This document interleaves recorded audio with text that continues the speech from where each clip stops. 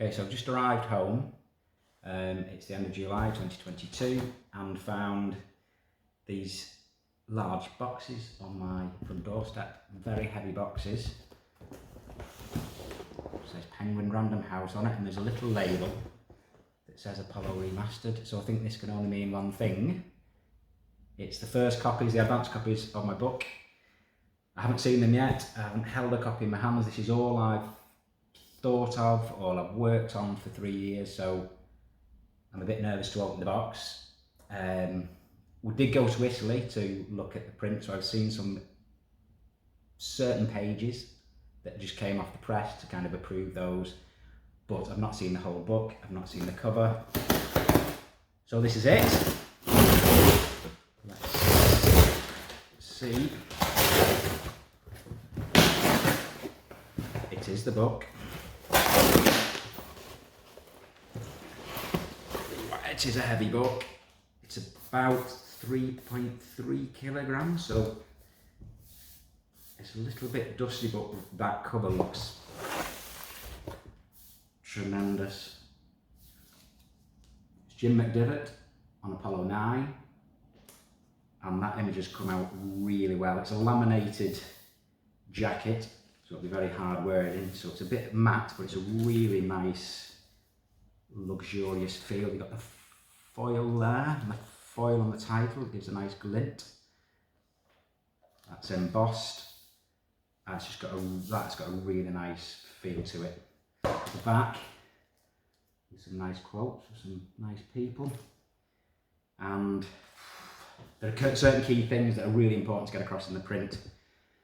So I'm just really keen to know that they have come out after all of this work. Let's have a look. And I can see already they have. What we tried to do is really get across the incredibly deep blacks that the astronauts talked of when they went to the moon, when they went into space. And to do that, we've applied a spot varnish just to the image itself, not to the border. And we experimented with lots of different types of ink, different print processes, different papers, and they really have come out really well. I don't know if you can see on there the depth of black in the sky, the varnish finish. That is really amazing quality print. Panoramic shots there of Fred Hayes and the inside of the lunar module. 456 pages, which is why it's such a heavy book. There are over 400 full-size images. There's a panoramic, stitched panorama.